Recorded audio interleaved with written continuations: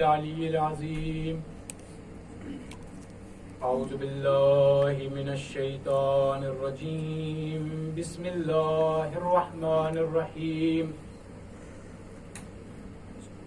الحمدللہ الذی لا یبلغ مدحتہ القائلون ولا یحصی نعماءہ العدون ولا يؤدي حقه المجتهدون الذي ليس لصفته حد محدود ولا نعت موجود ولا وقت معدود ولا أجل ممدود فطر الخلائق بقدرته ونشر الرياح برحمته وودد بالصخور ميدان عرضه ثم الصلاة والسلام والتحية والإكرام على سيدنا قاسم محمد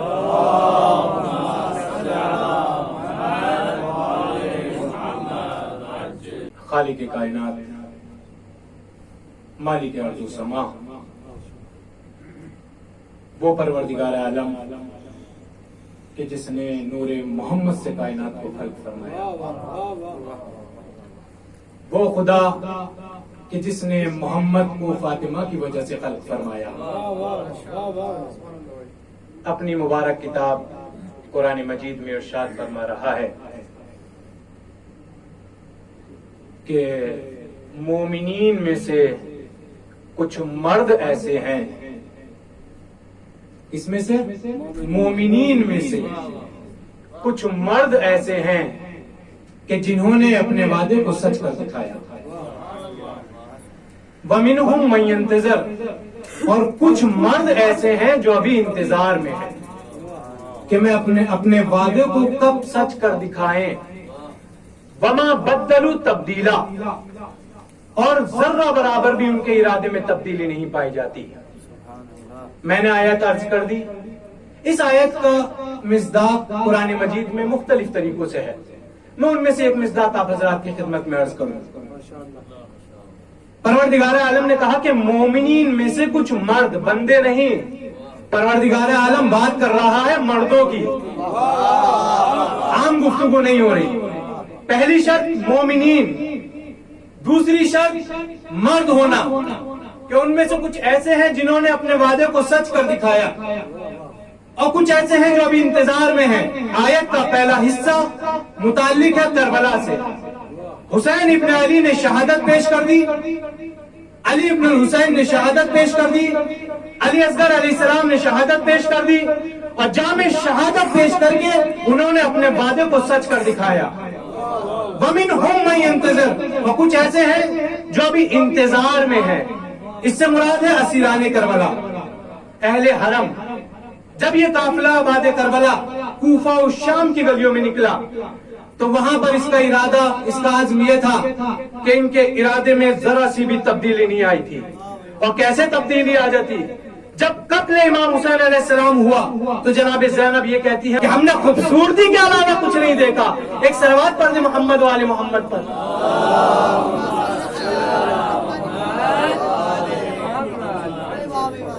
میرا عنوان ہے خطبہ امام سجاد علیہ السلام۔ انشاءاللہ اسی موضوع پر گفتگو رہے گی۔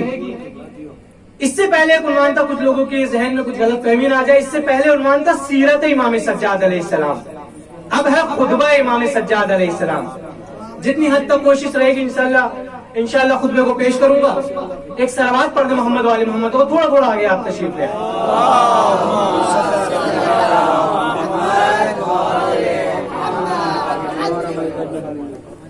مولا سجاد علیہ السلام نے خطبہ دیا، وہ خطبہ دمشق کی جامع مسجد میں دیا، اور اس خطبے کا انداز یہ ہے کہ مولا اس میں کیا گفتگو کر رہے ہیں۔ دیکھیے عزیزان گرامی، آج کل سوشل میڈیا کا دور ہے، کہیں پہ بھی کوئی مجلس ہوتی ہے، کوئی جلوس ہوتا ہے، کوئی پروگرام ہوتا ہے، اس میں ایک اشتہار چھپتا ہے۔ اشتہار میں تین چیزیں بڑی اہم ہوتی ہیں۔ پہلی چیز بمقام، دوسری چیز خطیب، اور تیسری چیز موضوع۔ کوئی بھی اشتہار، اس اشرے کا اشتہار چھپا، اس میں موضوع عرض کیا. ہر خطیب کا ایک موضوع ہے. میرا موضوع خطبہ امام سجاد ہے، اور اس میں بمقام حسین آل یاسین، اور اس کے بعد خطیب. یہ تین چیزیں بڑی اہم ہوتی ہیں. آج میں اپنی گفتگو آپ سے نہیں کر رہا ہوں. آج میں گفتگو کر رہا ہوں وہ مجلس جو کربلا کے بعد پہلی مجلس ہوئی.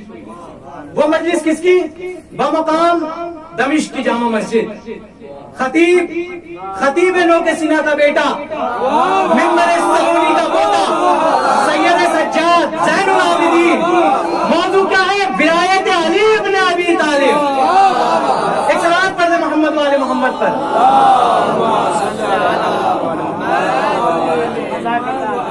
یہ گفتگو میری گفتگو نہیں ہے.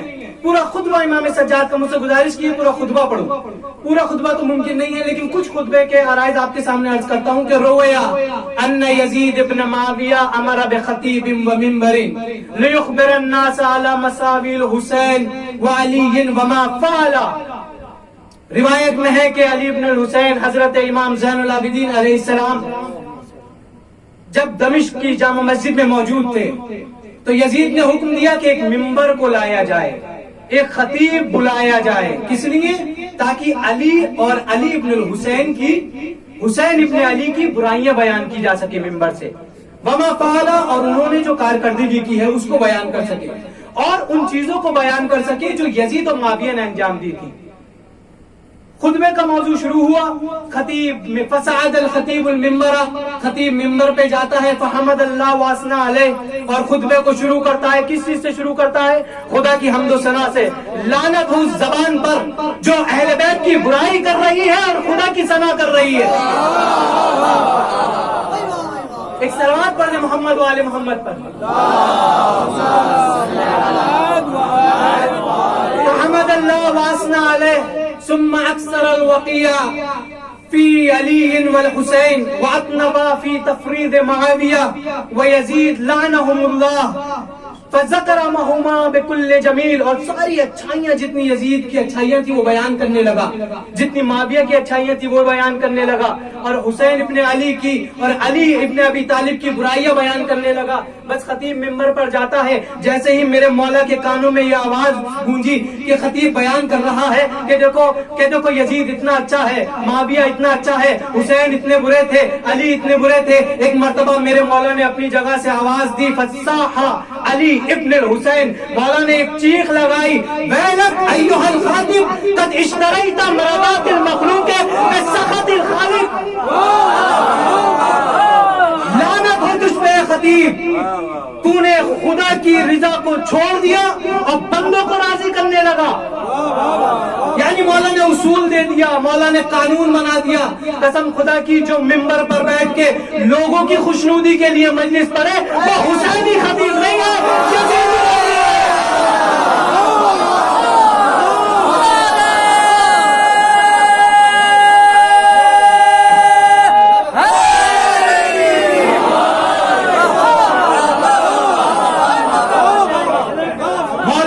ممبر پہ بیٹھنے کے آداب سکھا رہے ہیں اس خطبے میں، مجلس کے آداب سکھا رہے ہیں اس خطبے میں. مولا بتا رہے ہیں کہ فصاح علی ابن الحسین، مولا نے چیخ مار کر کہا، ویلک ایھا الخاطب قد اشتریت مرضات المخلوق بسخط الخالق. اور ایک مرتبہ پھر ایک امام فرماتے ہیں خطیب کو روکنا چاہتے ہیں لیکن خطیب رکتا نہیں، کیونکہ کرائے کا خطیب تھا نا، کرائے کا خطیب تھا. یزید کی اچھائیاں بیان کر رہا تھا، معاویہ کی اچھائیاں بیان کر رہا تھا. میرے مولا کو کیسے صبر ہوتا؟ جو شیر حضرت زہرا سلام اللہ علیہ پر رگوں میں دوڑتا ہے، جب شیر اہل بیت رگوں میں دوڑتا ہے تو انسان اہل بیت کی برائیاں نہیں سن سکتا. پھر مولا نے وہاں سے چیخ لگائی. پھر مولا نے فرمایا یزید کی طرح مخاطب ہو کر، اذن لی حتی اصعد علی هذه الاعواد، کہ مجھے اجازت دے میں اس ممبر پر جاتا ہوں. میں تجھے بتاؤں گا حمد الہی کیسے ہوتی ہے، میں تجھے بتاؤں گا اہل بیت کی فضیلتیں کیا ہے، میں بتاؤں گا میرا دادا علی کیسا تھا، میں بتاؤں گا میرا نانا رسول کیسا تھا. یہ کرائے کا خطیب ہے، یہ کیا بتا پائے گا؟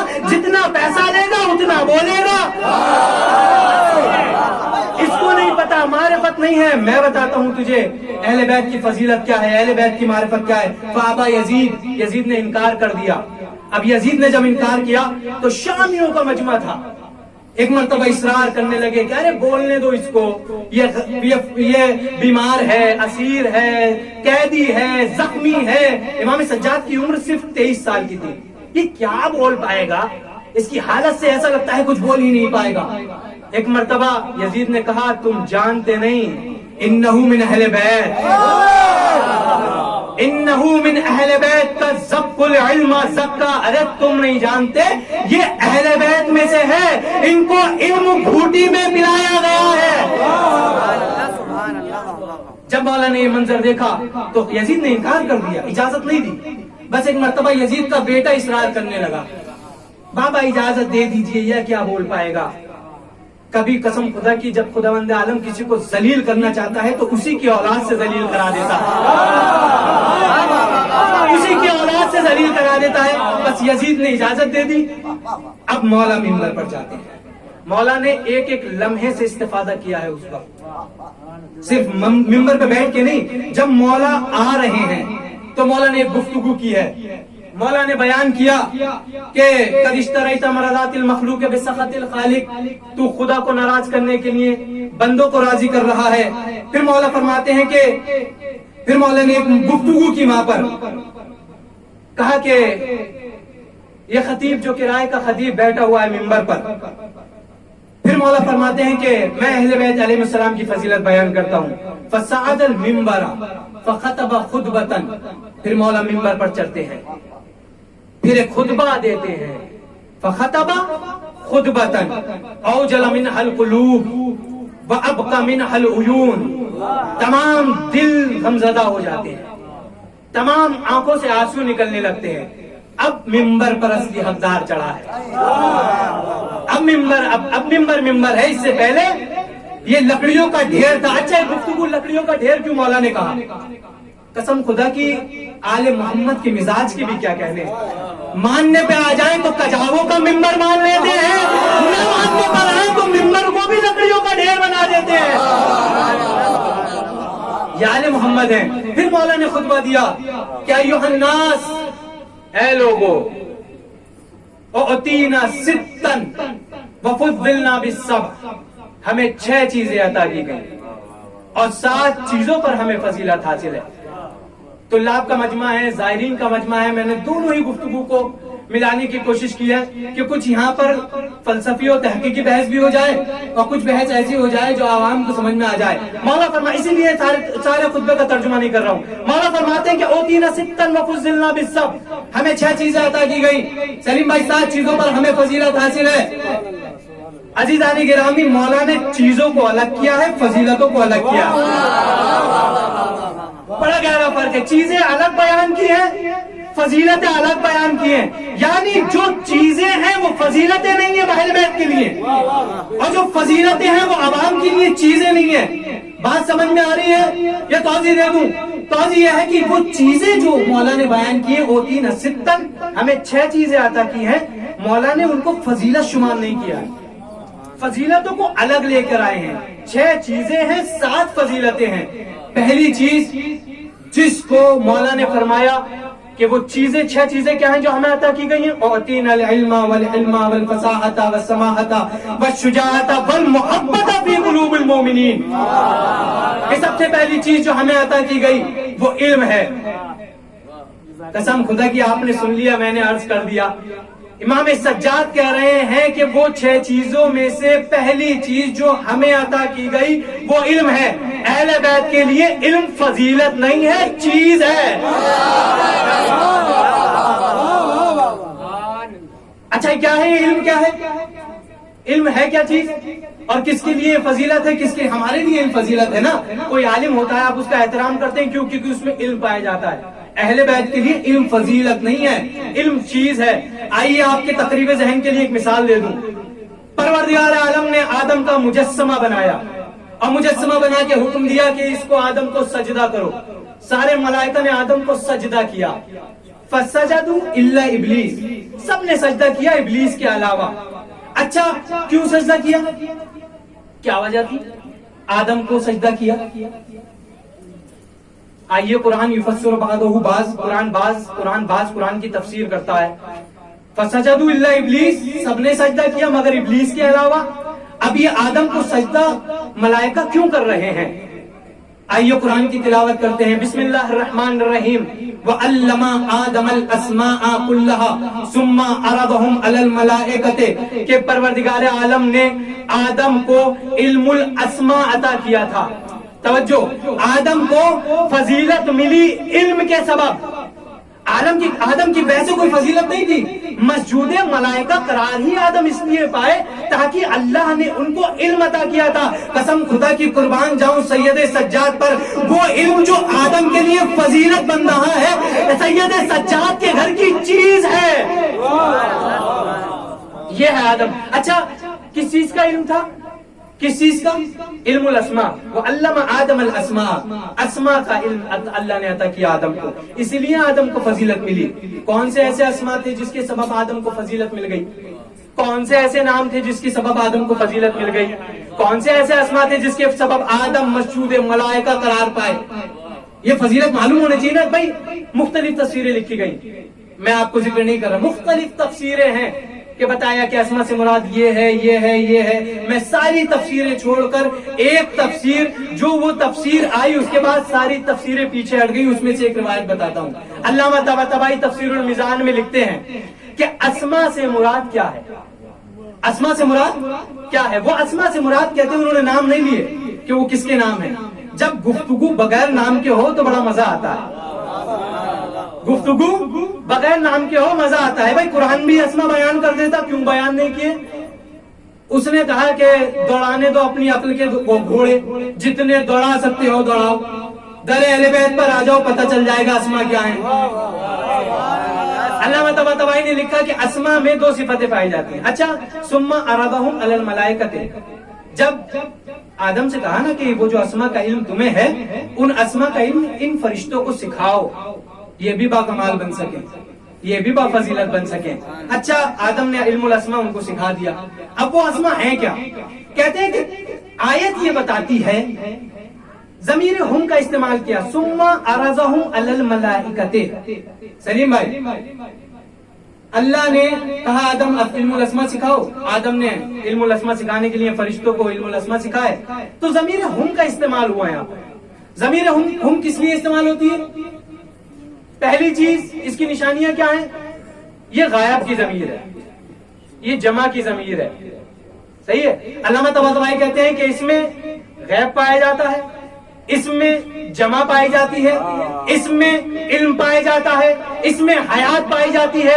यानी ये अस्मा उन शख्सियतों के हैं जिनमें हयात पाई जाती है और इल्म पाया जाता है।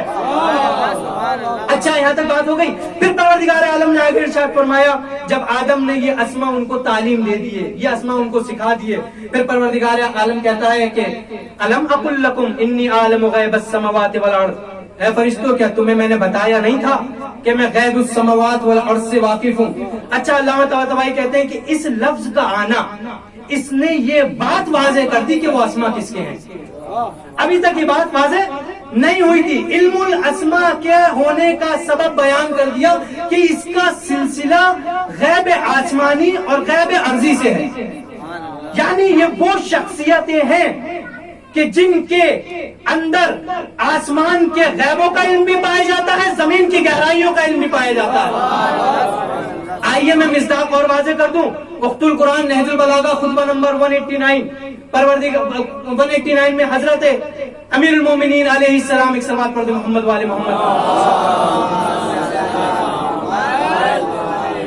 मौलाए मुत्तकियान हजरत अली इब्न अबी तालिब कहते हैं कि सलूनी सलूनी कबला अन तफ्किदूनी फला अना बितुरुक़िस समाए अअलमु मिन्नी बितुरुक़िल अर्द। कसम खुदा की पूछो, जो पूछना है अली से पूछो।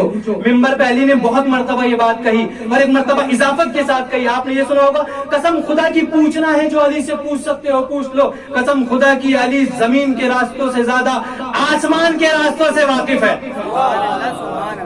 पहुंचे नहीं, जमीन के रास्तों से ज्यादा आसमान के रास्तों से वाकिफ है। अब अल्लामा तबातबाई की वो बात उठाइए कि ये अस्मा उन शख्सियतों के हैं जिनमें इल्मुल अर्ज भी पाया जाता है, इल्मुल समा भी पाया जाता है। एक सलावत पढ़ मोहम्मद वाले محمد پر.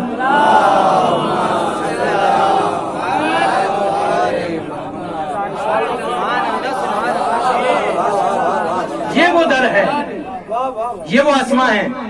اور جملہ کہنے دیجئے کہ آدم کو فضیلت کس لیے ملی؟ علم کی وجہ سے. صرف علم کی وجہ سے نہیں ملی, علم الاسماء کی وجہ سے ملی. اور یہ علم الاسماء کون تھے؟ یہ کس کے نام تھے؟ یہ کن شخصیتوں کے نام سے؟ یہ اسی شخصیت کا نام ہے جو دمشق کی جامع مسجد میں کہہ رہا ہے کہ علم ہمارے لیے فضیلت نہیں ہے, علم ہمارے گھر کی چیز ہے.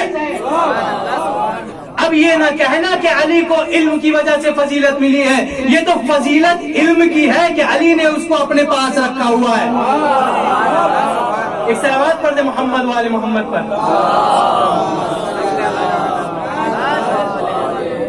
جب مولا نے یہ جملہ کہا کہ سلونی سلونی قبل ان تفقدونی فلا انا بطرق السماء اعلم منی بطرق الارض, کہ میں زمین سے زیادہ آسمانوں کے راستے جانتا ہوں. تو کچھ نافہم ہر زمانے میں پائے جاتے ہیں کہ نہیں پائے جاتے ہیں؟ ہر زمانے میں پائے جاتے ہیں.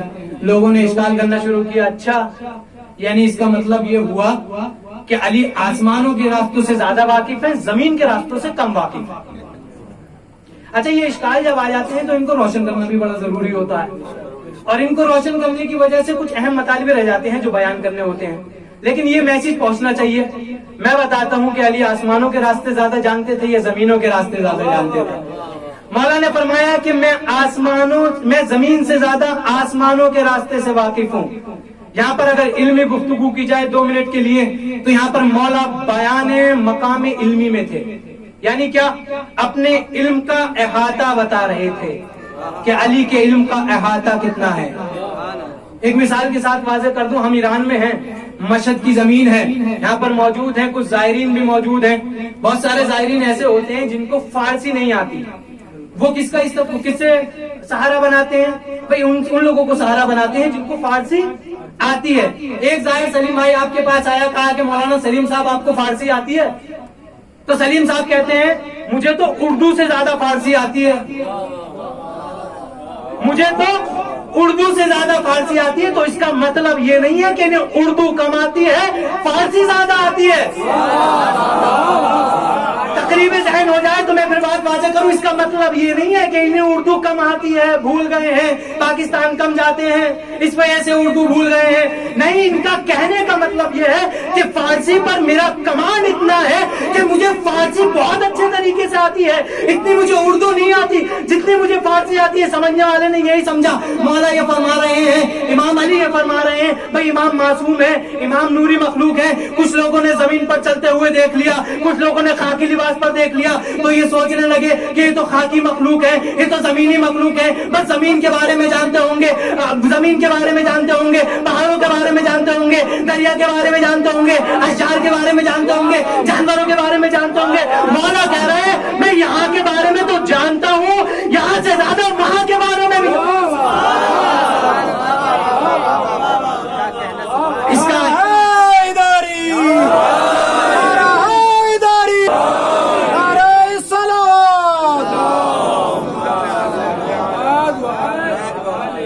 اس کا ہرگز مطلب یہ نہیں ہے.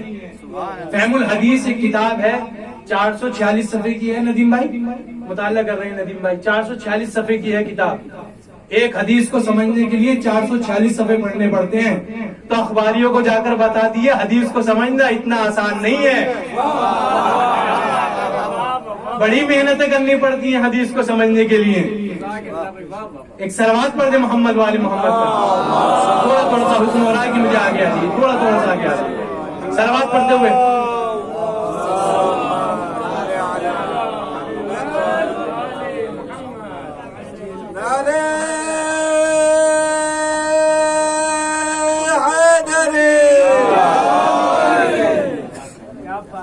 اوتینا ستن وفضلنا بالسبع, ہمیں 6 چیزیں عطا کی گئی, اور یہ ہماری فضیلت نہیں ہے. یہ 6 چیزیں سب میں پائی جا سکتی ہیں. علم سب میں پایا جا سکتا ہے, فصاحت سب میں پائی جا سکتی ہے, شجاعت سب میں پائی جا سکتی ہے.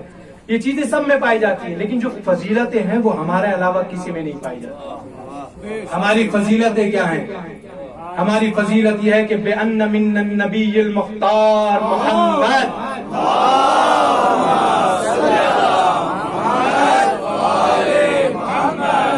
من النبی محمد من الطیار من سبت هذه الامہ من اسد اللہ واسد رسول.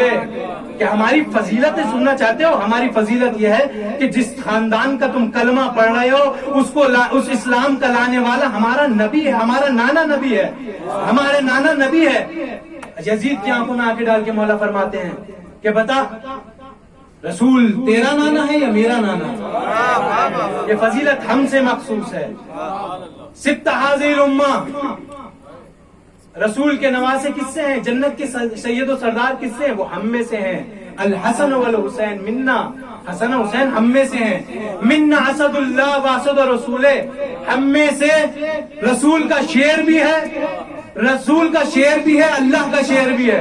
اب سننے والے حیران ہو گئے کہ رسول کا شیر کون ہے، اللہ کا شیر کون ہے؟ تو یہ رسول منا اسد اللہ واسد رسول.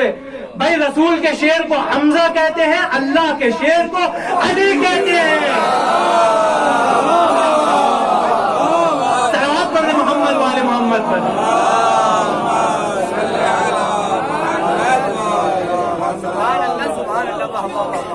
یہ ہماری فضیلتیں ہیں، یہ ہمارا معیار ہے. ہمارا مقابلہ کر رہا ہے، تو ہمارے مقابلے پر کھڑا ہے. یہ گفتگو مولا دمشق کی جامع مسجد کے ممبر سے کر رہے ہیں. عزیزان گرامی، میں یہاں پر مجلس پڑھ رہا ہوں، مجھے کوئی خوف و ڈر نہیں ہے، کیونکہ میں مولا کے فضائل بیان کر رہا ہوں. آپ موالیان حیدر کرار ہیں، آپ محبان حیدر کرار ہیں، آپ شیعان حیدر کرار ہیں. قسم خدا کی اپنوں میں علی کی فضیلت پڑھنا اور ہے، دشمنوں میں علی کی فضیلت پڑھنا اور ہے. یہ گفتگو مولا دشمنوں میں کر رہے ہیں. کیا حالات ہیں شام کے؟ شام کس جگہ کا نام ہے؟ شام اس زمین کا نام ہے جہاں پر سالوں سال معاویہ نے حکم دیا کہ کوئی بھی فضیلت اہل بیت کی بیان نہیں کی جائے گی. شام کے تھوڑے سے حالات بیان کر دوں اگر اجازت ہے تو. شام کے حالات یہ حالات ہیں کہ نام علی زبان پر لینا وہاں پر جرم مانا جاتا تھا. کوئی علی کا نام زبان پر نہیں لیا. سالوں سال علی پر سب و شتم ہوتا رہا، کیونکہ شام مدینے سے دور ہے. معاویہ کی حکومت ہے. پہلا خلیفہ معاویہ بن کر گیا جو حضرت علی علیہ السلام کا سب سے بڑا دشمن. وہاں سے معاویہ نے ایک خط لکھا مولا کو. یہی جنگ جمل جنگ صفین اسی سے ہوئی ہے نا. معاویہ نے ایک خط لکھا کسے؟ حضرت علی علیہ السلام کو، کہ مولا اے علی جنگ نہیں لڑتی. جانتا ہے حیدر کرار کو، جنگ لڑتے ہوئے دیکھا اس نے. کہا جنگ نہیں لڑتے، صلح کر لیتے ہیں، بیٹھ کر گفتگو کر لیتے ہیں. میں وہ خط بتا رہا ہوں مولا کا جو یزید کے باپ نے سید سجاد کے دادا کو لکھا تھا. سید سجاد کے دادا کو یزید کے باپ نے ایک خط لکھا تھا. کہتا ہے کہ صلح کر لیتے ہیں، لڑتے نہیں ہیں، خون خرابہ ہوتا ہے لڑنے سے، ایسا کرتے ہیں کہ آپس میں بیٹھ کے گفتگو کر لیتے ہیں. ارے ہمارا اور آپ کا خاندان تو ایک جیسا ہے. مولا نے جیسے ہی الفاظ سنے کہا کہ ہمارا اور تیرا خاندان ایک جیسا ہے. مولا نے قلم اٹھایا، مولا نے قلم اٹھا کے خط لکھنا شروع کیا کہ اے معاویہ، تو یہ کہتا ہے کہ تیرا اور میرا خاندان ایک جیسا ہے. سن، میں بتاتا ہوں اپنے خاندان کے بارے میں اور میں تیرے خاندان کے بارے میں بھی بتاتا ہوں. مولا لکھنا شروع کرتے ہیں کہ من النبی ومنکم المقدم، کہ سن اے معاویہ، ہمارا خاندان وہ خاندان ہے جس میں نبی پائے جاتے ہیں، تیرا خاندان وہ خاندان ہے جس میں نبی کو جھٹلانے والے پائے جاتے ہیں.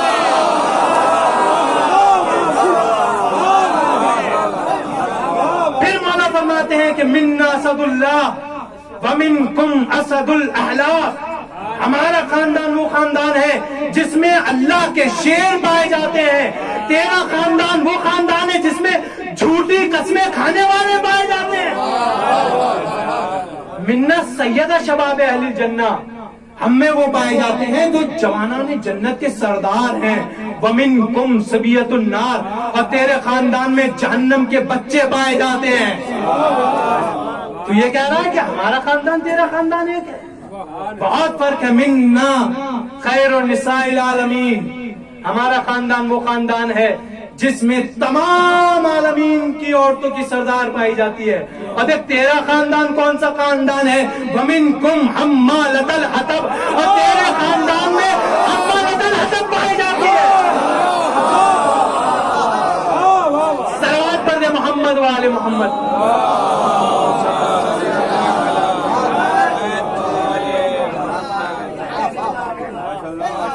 مولا مقام بیان میں ہے، مولا مقام گفتگو میں ہے، مولا منبر پر چڑھتے ہیں.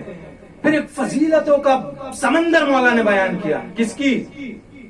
مولا کائنات. موضوع گفتگو امام سجاد کا مولا کائنات ہے. منبر سے کیوں مولا کے فضائل اتنے، یعنی 99 فضیلت مولا کائنات کی اس خطبے میں موجود ہیں. 99 فضیلتیں مولا نے اسی جگہ پر، جس جگہ علی کا نام لینا جرم مانا جاتا تھا، کافروں سے منافقوں کی زبانوں پر علی لا دیا. کہا کہ تو ہمارے دادا کی برائیاں بیان کرے گا، ہم بتائیں گے ہمارا دادا کون ہے. مجھ سے خطبہ پڑھنے کو کہا، ایک صلوات پڑھ دے محمد والے محمد.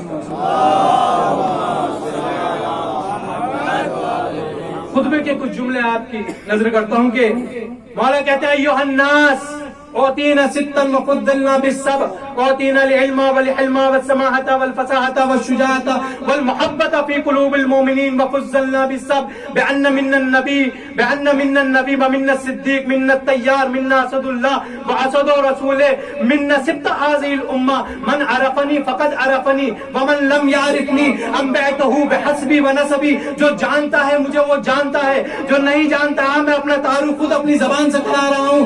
انبعته حسبی و نسبی. مولا نے گفتگو کرنا کہاں سے شروع کی؟ حسب اور نسب سے. رحمت کرے علامہ علی نقی نقن صاحب کے اوپر خداوند عالم. کہتے ہیں کہ پورے دربار میں کوئی ایک شخص ایسا نہیں تھا جو اپنے حسب و نسب کے بارے میں بیان کر سکے.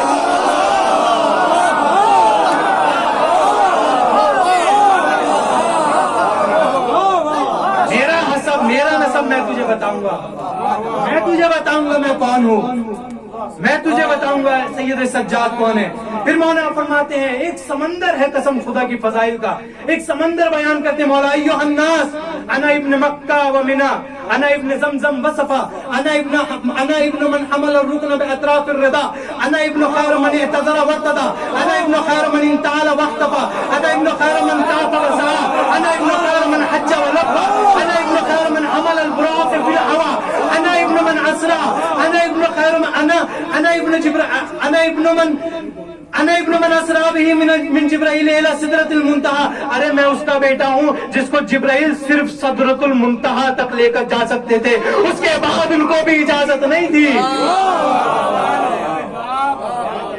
انا ابن من صلی بملائکۃ السماء. میں اس کا بیٹا ہوں جس کے پیچھے فرشتوں نے نماز پڑھی ہے. کہاں کی بات ہو رہی ہے؟ کون سی گفتگو ہو رہی ہے؟ معراج کی بات ہو رہی ہے. جب پیغمبر اسلام معراج پر جاتے ہیں اور جا کر بیان پہنچتے ہیں تو ہزاروں کروڑوں فرشتے جبرائیل کے ساتھ آتے ہیں پیغمبر کی خدمت میں، پیغمبر کے استقبال کے بعد، اور فرماتے ہیں یا رسول اللہ نماز پڑھا دیجیے. ہم فرشتوں کا بڑا دل ہے آپ کے پیچھے نماز پڑھنے کا. جناب جبرائیل نے درخواست کی نماز کی. میں کہوں گا جبرائیل معصوم تو آپ بھی ہیں، جگہ بھی آپ کی ہے، آپ اس جگہ سے آشنا ہے، آپ ہی نماز پڑھا دیجئے. توجہ ہے، آپ ہی نماز پڑھا دیجئے. یہ جگہ تو آپ کی ہے، آپ یہاں کے رہنے والے ہیں، آپ معصوم فرشتے ہیں. کہا کہ میں معصوم فرشتہ ہوں، میں فرشتوں کا سردار ہوں، لیکن ان کے در کا نوکر ہوں. نوکروں کی اتنی مجال نہیں ہے کہ سرداروں کے آگے کھڑے ہو جائیں. تو جب جبرائیل جیسا فرشتہ پیغمبر کے آگے نہیں کھڑا ہو سکتا تو آزاد کردہ کنیزوں کے پیٹوں کی کیا مجال؟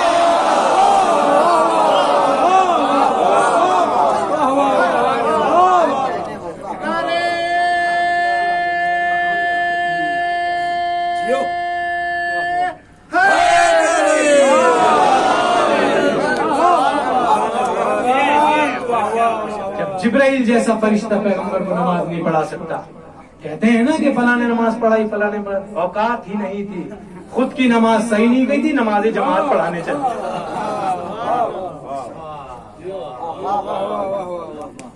پھر مولا فرماتے ہیں کہ انا ابن خدیجۃ الکبریٰ. ایک ایک جملہ قسم خدا کی ایک ایک جملہ پوری پوری مجلس ہے. میں خدیجۃ الکبریٰ کا بیٹا ہوں. کیوں لائے خدیجہ؟ حضرت خدیجہ کا تو کوئی یہاں پہ مطلب نہیں تھا لانے کا، لیکن ایک پیغام ہے. میں اس خاتون کا بیٹا ہوں کہ جو خدیجۃ الکبریٰ ہے، جو زوجہ پیغمبر ہے. کیوں کہا مولا نے بتا دیا. دیکھیے عزیزان گرامی، بات یہ ہے کہ پیغمبر اسلام کی ساری بیویوں کا ہم احترام کرتے ہیں کیونکہ یہ حروم پیغمبر ہیں، لیکن کسی کو حضرت خدیجہ کے مقابلے میں نہ لے کے آنا، کیونکہ رسول کی باقی بیویاں وہ ہے جو اسلام کے خرچے پر پلی، اور خدیجۃ الکبریٰ وہ ہے جس کے خرچے پر اسلام پلا.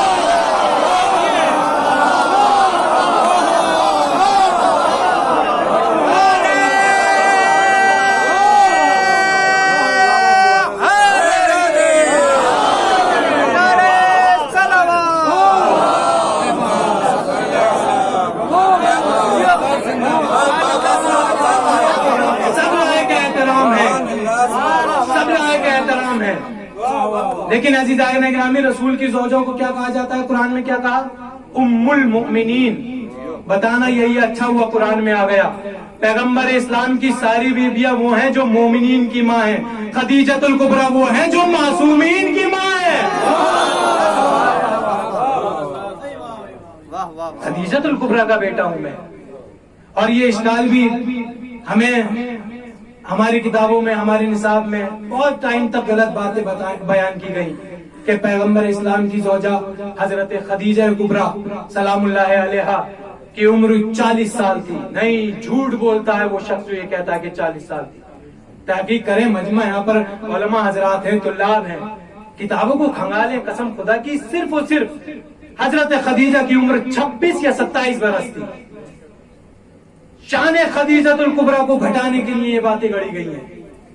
اور ایک بات اور گڑی گئی ہے کہ خدیجۃ الکبریٰ کو کہا ہے کہ یہ بیوہ تھی. ان کی پہلے کسی اور سے شادی ہو گئی تھی، پھر ان کے شوہر کا انتقال ہو گیا، پھر اس کے بعد یہ پیغمبر کے نکاح میں آئی. یہ بھی غلط ہے، جھوٹ ہے. تحقیق، آج کل کا زمانہ سب تحقیق شدہ زمانہ ہے. پہلے کہہ دیا کتابیں دستیاب نہیں تھی. آج کل تو ہاتھوں میں کتابیں ہیں، لائبریریاں چل رہی ہیں. جا کے گوگل کریے، دیکھ لیجیے آپ. دلیل کیا ہے کہ خدیجۃ الکبریٰ کی یہ پہلی شادی تھی پیغمبر اسلام سے؟ دلیل یہ ہے کہ پروردگار عالم اس صدف میں، جس صدف میں خداوند عالم عصمت کبریٰ کو رکھنا چاہے گا، اس کو کبھی کوئی اور ہاتھ لگا ہی نہیں سکتا.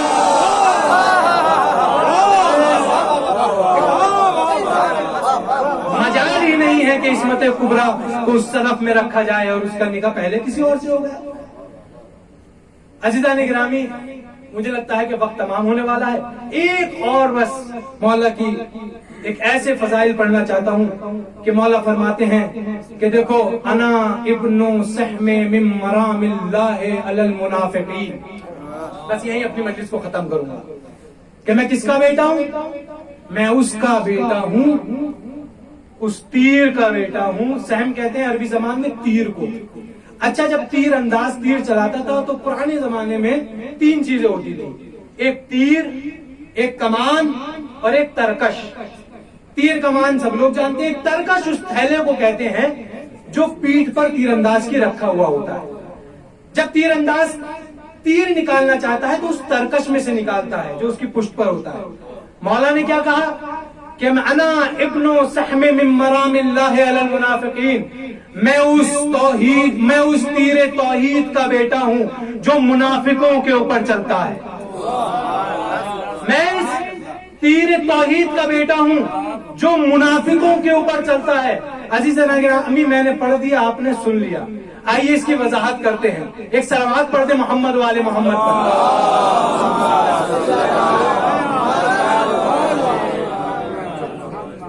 ایسی صفتیں مولا بیان کر رہے ہیں. اچھا، جب تیر انداز تیر چلاتا ہے اور سامنے ایک لشکر مقابل پر ہوتا ہے تو جس پر یہ تیر چلتا ہے، سامنے والا دشمن تیر کا دشمن ہوتا ہے یا تیر چلانے والے کا؟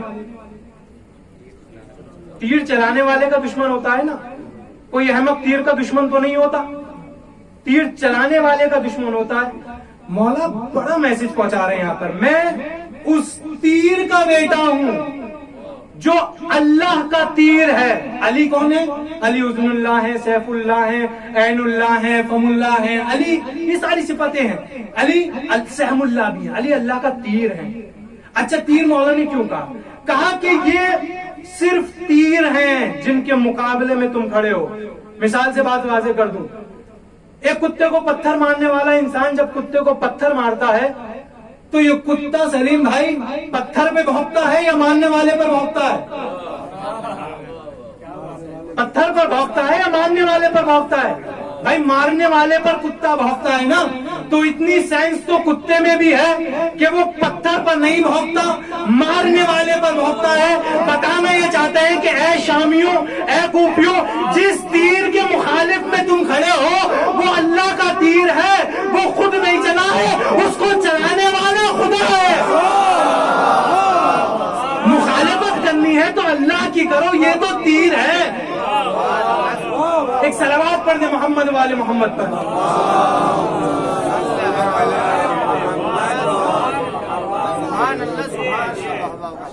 یہ تیر ہیں, یہ سیف ہیں.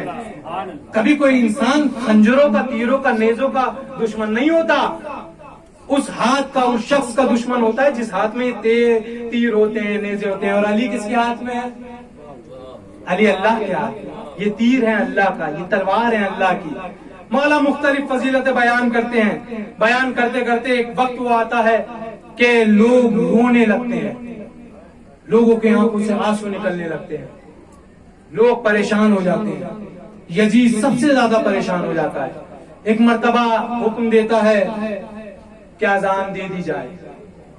ارے یہ اذانیں, یہ تلاوت قرآن, یہ نمازیں, یہی تو روکنے کے لیے یزید نے امام حسین کو قتل کیا ہے.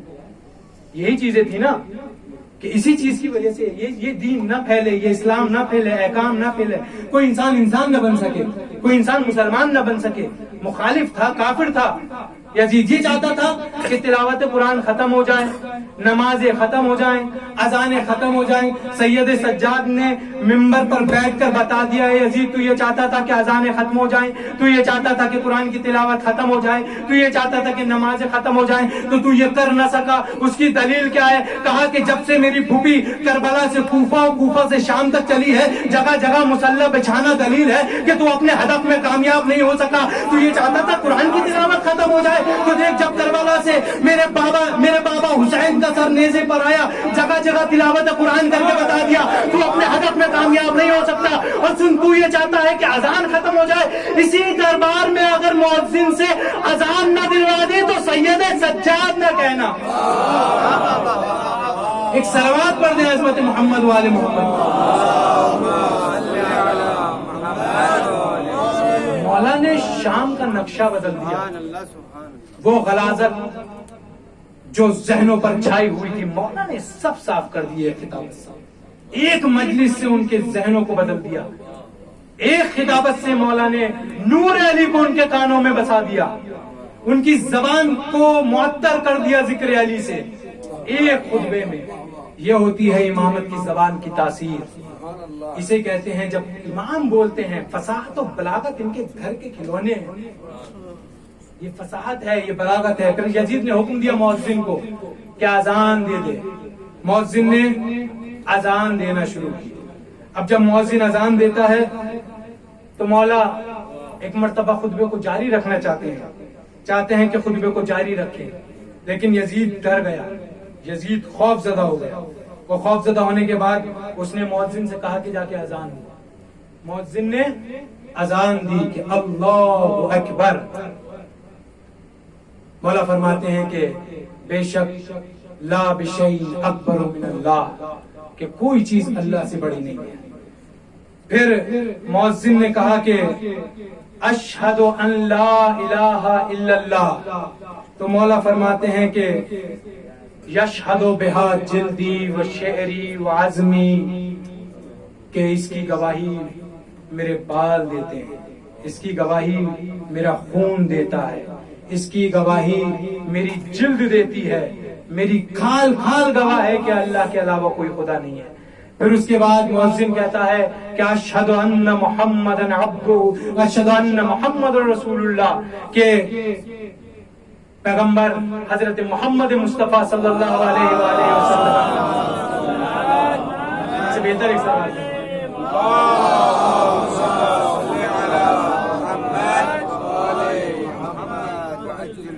محمد مصطفیٰ اللہ کے رسول ہیں۔ امام سجاد ایک مرتبہ خطیب کو روکتے ہیں کہ تجھے خدا کا واسطہ یہیں رک جا۔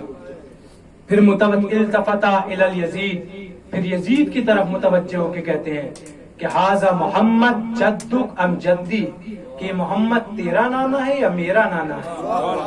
اگر تو یہ کہتا ہے کہ یہ تیرا نانا ہے تو جھوٹا ہے، اور اگر یہ کہتا ہے کہ یہ میرے نانا ہے تو نے مجھے کوچاؤ بازار میں ذبح کیوں کیا؟ تو نے کیوں ذبح کیا مجھے؟ تو نے کیوں ان کی نوازیوں کی چادریں چھینی؟ تو نے کیوں علی کی بیٹیوں کو رسوا کیا؟ تو نے کیوں علی کی بیٹیوں کی چادر چھینی؟ تو نے کیوں پیغمبر اسلام کے بیٹے کو ذبح کر دیا؟ تو نے شبیہ رسول اکبر کو شہید کر دیا؟ تو نے حسن کی نشانی قاسم کو شہید کر دیا؟ تو نے زینب کی نشانی محمد کو ختم کر دیا؟ جب تجھے یہ سب چیز معلوم ہے کہ تو نے یہ مجھے کوچاؤ بازار میں ذبح کیوں کیا؟ مولا نے پورے مجمع کو خطاب ہو کے کہا کہ ہم اہل بیت رسول ہیں، ہم وہ ہیں کہ جن کے گھر میں وحی نازل ہوئی ہے، اور یہ یزید جانتا تھا، اس نے شام کے ماحول کو بدل دیا تھا، اہل بیت کی برائیوں کو صرف ذکر کیا تھا۔ ارے شام کا ماحول یہ بنا دیا تھا اس نے، معاویہ نے، کہ جب حضرت علی کی شہادت کی خبر آئی شام نا، تو کہا کہ علی قتل فی محرابہ، علی محراب مسجد میں شہید کر دیے گئے۔ تو شام والے تعجب سے پوچھتے تھے ارے علی مسجد میں کیا کر رہے تھے؟ ہائے اللہ اکبر، اللہ اکبر، یہ تبلیغ کی تھی معاویہ نے۔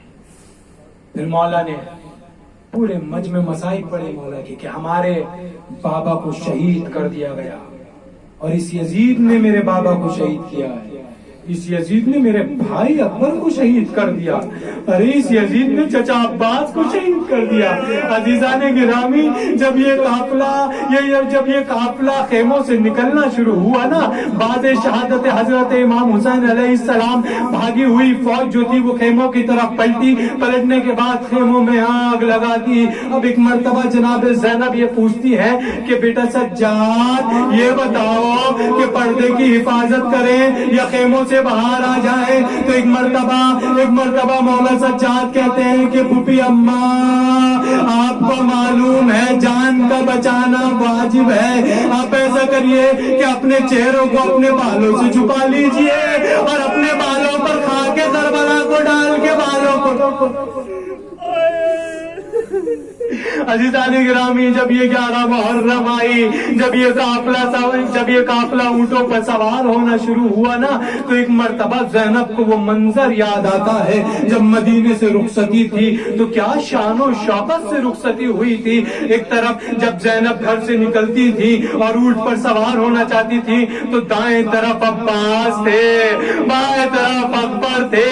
زینب کو وہ منظر یاد آیا کہ بھیا عباس جب مدینے سے سوار کیا تھا تو بڑی عزت و احترام کے ساتھ سوار کیا تھا، اب زینب کا پرسان حال کوئی نہیں ہے، زینب یہ کو تنہا ہے۔ ایک مرتبہ زینب نے آواز لگانا شروع کی کہ ام کلثوم آؤ زینب تمہیں سوار کرے، ام لیلا آؤ زینب تمہیں سوار کرے، اے فضما کی کنیز فضا آؤ زینب تمہیں سوار کرے۔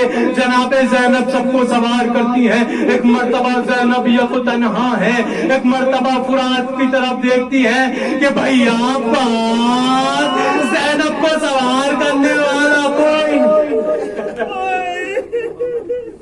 ایک مرتبہ جب یہ قافلہ یہاں سے گزرا، عزیزان گرامی بس ایک روایت آپ حضرات کی خدمت میں عرض کروں گا.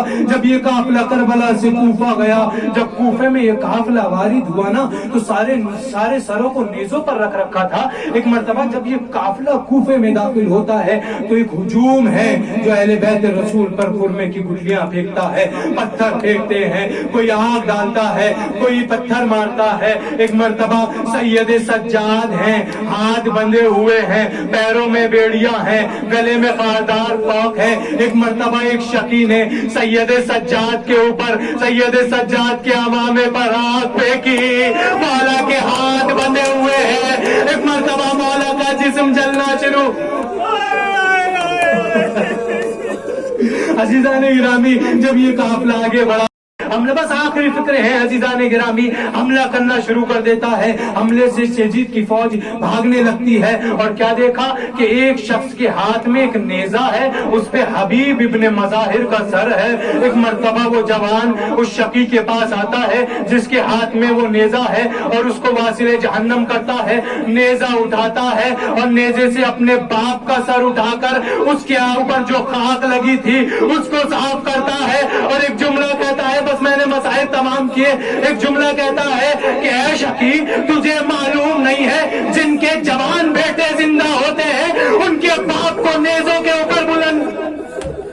بس یہ جملہ اس کے منہ سے نکلا, یہ آواز زینب کے کان پہ گئی, ام کلثوم کے کان پہ گئی, سجاد کے کان پہ گئی. ایک مرتبہ میرا مولا سجاد سر کو جھکا کے کہتا ہے, بابا حبیب کا بیٹا اپنے باپ کا سر لے گیا, آپ کا بیٹا اتنا مجبور ہے کہ کچھ کر نہیں سکتا. ہاتھ بندھے ہیں, پیروں میں بیڑیاں ہیں. الا لعنت اللہ علی القوم الظالمین. سیعلم الذین ظلموا ایام منقلب ینقلبون. ماتم حسین.